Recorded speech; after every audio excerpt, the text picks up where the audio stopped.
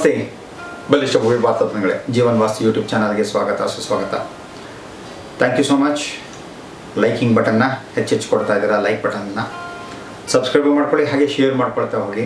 ಒಳ್ಳೆಯ ವಿಚಾರ ಹೆಚ್ಚು ಹರಡಿದಷ್ಟು ಒಳ್ಳೆಯ ಪರಿಣಾಮ ಬೀರ್ತಾ ಹೋಗುತ್ತೆ ಅಲ್ವಾ.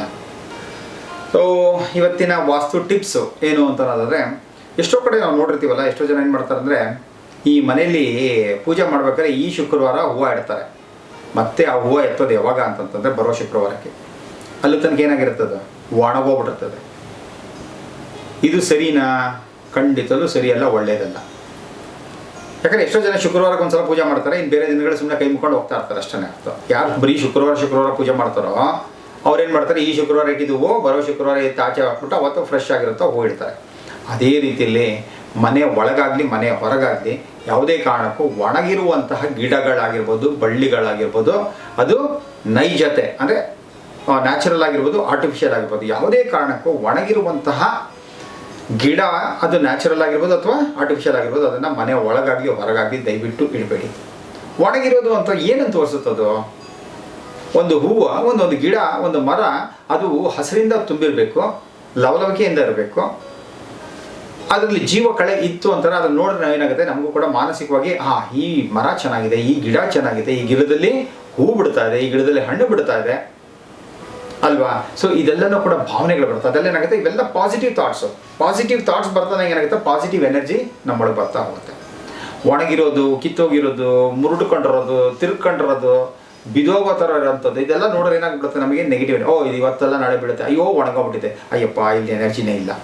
ಯಾವಾಗ ಒಣಗೋಗಿದೆ ಅನ್ನೋಂಥ ಮನೋಭಾವ ನಮ್ಮಲ್ಲಿ ಬರುತ್ತೆ, ಏನಾಗ್ಬಿಡುತ್ತೆ, ಅವಾಗ ಏನಾಗ್ಬಿಡುತ್ತೆ, ಮೈಂಡ್ ಇಂಟರ್ನಲ್ಲಿ ಏನಾಗ್ಬಿಡುತ್ತೆ, ನಮಗೆ ನೆಗೆಟಿವ್ ಎನರ್ಜಿ ಸ್ಟಾರ್ಟ್ ಆಗೋಕ್ಕೆ ಶುರು ಆಗ್ಬಿಡುತ್ತೆ. ಸೊ ನಾವೇನು ನೋಡ್ತಾ ಇರ್ತೀವೋ, ಪದೇ ನೋಡ್ತಾ ಇರ್ತೀವೋ, what you see, so that enters into your system. ಅಂದರೆ ನನ್ನ ಮೆದುಳಿಗೆ ಅದೆಲ್ಲ ಹೋಗ್ಬಿಡ್ತದೆ. ಒಳ್ಳೆಯದನ್ನು ನೋಡ್ತಾ ಇದ್ರೆ ಒಳ್ಳೆಯ ಭಾವನೆ ಬರ್ತಾ ಇರುತ್ತೆ, ಕೆಟ್ಟದನ್ನು ನೋಡ್ತಾರೆ ಕೆಟ್ಟ ಭಾವನೆಗಳು ಬರ್ತಾ ಇರುತ್ತೆ. ಸಮೃದ್ಧಿಯಾಗಿರೋದು ನೋಡ್ರೆ ಒಳ್ಳೆ ಭಾವನೆ ಬರುತ್ತೆ. ಅದೇ ಒಣಗೋಗಿರೋಂಥದ್ದು, ಕಿತ್ತೋಗಿರೋಂಥದ್ದು, ಬಾಡೋಗಿರೋಂಥದ್ದು, ನರಳ್ತಾ ಇರೋಂಥದ್ದು, ನೋವಲ್ಲಿರೋಂಥದ್ದು ನೋಡ್ರೆ ಏನಾಗುತ್ತೆ, ಅದೇ ಭಾವನೆ ನನ್ನಲ್ಲಿ ಬರುತ್ತೆ. ಹಾಗಾಗಿ ಇದನ್ನು ಸಾಂಕೇತಿಕವಾಗಿ ಯಾವುದೇ ಕಾರಣಕ್ಕೂ ಮನೆಯ ಒಳಗೆ ಮತ್ತು ಹೊರಗಡೆಗೆ ಯಾವುದೇ ಕಾರಣಕ್ಕೂ ಒಣಗಿರುವಂತಹ ಗಿಡ ಮರಗಳನ್ನು ಇಡಲೇಬೇಡಿ. ಇದಿಡೋದ್ರಿಂದ ಏನಾಗುತ್ತೆ, ಮನೆಗೆ ಹೆಚ್ಚಾಗಿ ನೆಗೆಟಿವಿಟೀಸ್ ಬರೋಕ್ಕೆ ಶುರು ಆಗುತ್ತೆ. ಇದೇನನ್ನು ತೋರಿಸುತ್ತೆ, ಅಲ್ಲಿ ಅಭಿವೃದ್ಧಿ ಇಲ್ಲ, ಸುಖ ಇಲ್ಲ, ಶಾಂತಿ ಇಲ್ಲ, ನೆಮ್ಮದಿ ಇಲ್ಲ, ಸವಲತ್ತುಗಳು ಇಲ್ಲ, ಅಭಿವೃದ್ಧಿ ಇಲ್ಲ ಇಲ್ಲ ಇಲ್ಲ ಇಲ್ಲ ಇಲ್ಲ ಇಲ್ಲ ಅಂಥದ್ದು ಮನಸ್ಸಿಗೆ ಬರ್ತಾ ಹೋಗುತ್ತೆ. ಇಲ್ಲ ಇಲ್ಲ ಇಲ್ಲ ಅಂತ ಬಂದರೆ ಏನಾಗ್ಬಿಡುತ್ತೆ, ನಮ್ಮ ಮನಸ್ಸು ಕೂಡ ನಮ್ಮ ಜೀವನದಲ್ಲೂ ಏನೂ ಇಲ್ಲ ಇಲ್ಲ ಇಲ್ಲ ಎಲ್ಲ ಖಾಲಿ ಅನ್ನೋ ರೀತಿಲಿ ಬಂದ್ಬಿಡುತ್ತೆ. ಹಾಗಾಗಿ ದಯವಿಟ್ಟು ಮನೆಯಲ್ಲಿ ಹೂವು ಆಗಿರ್ಬೋದು, ಹಣ್ಣಾಗಿರ್ಬೋದು, ಅಥವಾ ಸಣ್ಣ ಪುಟ್ಟ ಗಿಡಗಳಾಗಿರ್ಬೋದು, ಮರಗಳಾಗಿರ್ಬೋದು, ಯಾವುದೇ ಕಾರಣಕ್ಕೂ ಒಣಗಿದ್ರೆ ಅದನ್ನು ತೆಗೆಸುವಂಥದ್ದು, ಇಡದೇ ಇರುವಂಥದ್ದು ಭಾಳ ಭಾಳ ಭಾಳ ಒಳ್ಳೆಯದು. ಇದನ್ನು ಫಾಲೋ ಮಾಡಿ.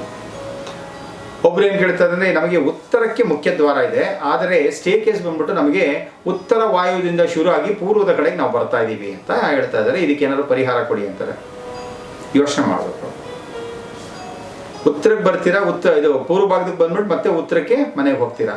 ಕೆಳಗೆ ಇಳಿಬೇಕಾದ್ರೆ ಏನಾಗುತ್ತೆ, ನೀವು ಇಳಿದಾಗ ಈಗೇನು ಪೂರ್ವ ನೋಡ್ತೀರಾ, ಉತ್ತರದಿಂದ ಆಚೆ ಹೋಗೋದು, ಇಲ್ಲ ಪೂರ್ವದಿಂದ ಮನೆ ನಿಮ್ಮ ಸೈಟನ್ನು ಬಿಟ್ಟು ನೀವು ಆಚೆ ಹೋಗೋದು. ಈಗಿರೋದ್ರಿಂದ ಇದು ಯಾವುದೇ ರೀತಿಯಾದ ವಾಸ್ತು ದೋಷ ಇಲ್ಲ. ಇದಕ್ಕೆ ನೀವು ತಲೆ ಕೆಡಿಸ್ಕೊಳ್ಳೋಂಥ ಅವಶ್ಯಕತೆಯೂ ಇಲ್ಲ.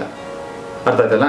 ಸೊ ಉತ್ತರದ ಡೋರ್ ಇದೆ, ಉತ್ತರ ವಾಯುದಿಂದ ಏರ್ಕೊಂಡು ಇಲ್ಲಿ ಬರ್ತಾ ಇದೀವಿ, ಪೂರ್ವವನ್ನು ನೋಡ್ತಾ ಬರ್ತೀವಿ, ಮತ್ತೆ ಉತ್ತರಕ್ಕೆ ಎಂಟ್ರೆನ್ಸ್ ಹೋಗ್ತೀವಿ. ಬಟ್ ಮನೆಯಿಂದ ಆಚೆ ಬರ್ಬೇಕಾದ್ರೆ ಏನು ಮಾಡ್ತೀವಿ, ಉತ್ತರ ನೋಡ್ತೀವಿ, ಪಶ್ಚಿಮನ ನೋಡ್ತಾ ಇಳಿತೀವಿ. ಇಳಿದಾದ್ಮೇಲೆ ಏನಾಗುತ್ತೆ, ಮತ್ತೆ ನೀವು ಪೂರ್ವವನ್ನು ನೋಡ್ತಾ ಮೆಟ್ಲನ್ನು ಇಳಿದು ಪೂರ್ವ ಅಥವಾ ಉತ್ತರದಿಂದ ನಿಮ್ಮ ಸೈಟಿಂದ ಆಚೆ ಹೋಗ್ತೀರಾ. ಇದು ಒಳ್ಳೆಯ ನಡತೆ, ಇದಕ್ಕೆ ತಲೆ ಕೆಡಿಸ್ಕೊಳ್ಳೋ ಅವಶ್ಯಕತೆ ಇಲ್ಲ. ಓಕೆ.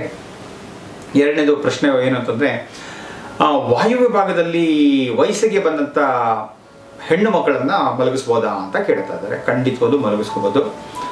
ವಿಶೇಷವಾಗಿ ಅವರು ತಲೆಯನ್ನು ಯಾವ ಕಡೆ ಇಟ್ಟು ಮಲಗಿದ್ರೆ ಒಳ್ಳೆಯದು ಅಂತ ಅನ್ನೋದ್ರೆ, ಅವರು ಇನ್ನೂ ಎಜುಕೇಷನ್ ಮಾಡ್ತಾ ಇದ್ದಾರೆ ಅಥವಾ ಮದುವೆಗೆ ರೆಡಿ ಆಗ್ತಾ ಇದ್ದಾರೆ, ತಯಾರಾಗ್ತಿದ್ದಾರೆ ಅಂತಾರೆ. ಹೆಣ್ಣು ಮಕ್ಕಳಿಗೆ ವಿಶೇಷವಾಗಿ ನೀವು ಪೂರ್ವದ ಕಡೆ ಅವರ ತಲೆಯನ್ನು ಇಟ್ಟು ಮಲಗೋದ್ರಿಂದ ಏನಾಗುತ್ತೆ ಅಂದರೆ, ಅವರಿಗೆ ಎಲ್ಲ ರೀತಿಯಲ್ಲಿ ಸಕಲ ರೀತಿಯಲ್ಲೂ ಕೂಡ ಅವರಿಗೆ ಅಭಿವೃದ್ಧಿ ವಾಸ್ತು ಪ್ರಕಾರ ಆಗುತ್ತೆ. ಓಕೆ. ಸೊ ಮಾಡಿಸ್ಕೊಳ್ಳಿ, ತೊಂದರೆನೇ ಇಲ್ಲ. ವಾಯು ವಿಭಾಗದಲ್ಲಿ ಹೆಣ್ಣು ಮಕ್ಕಳನ್ನು ಮಲಗಿಸ್ತಾ ಇದ್ದೀರಾ, ಮಲಗಿಸಿ, ತೊಂದರೆ ಏನಿಲ್ಲ. ದೇವರು ಎಲ್ಲಿಗೂ ಕೂಡ ಆಯುಷ್ಯ, ಆರೋಗ್ಯ, ಉಲ್ಲಾಸ, ಉತ್ಸಾಹವನ್ನು ಯಥೇಚ್ಛವಾಗಿ ಕೊಡಲಿ, ಅಭಿವೃದ್ಧಿಯನ್ನು ಸಮೃದ್ಧಿಯಾಗಿ ಕೊಡಲಿ ಅಂತ ಕೇಳ್ಕೊಳ್ತಾ, ನಮಸ್ತೆ, ಜೈ ಹಿಂದ್.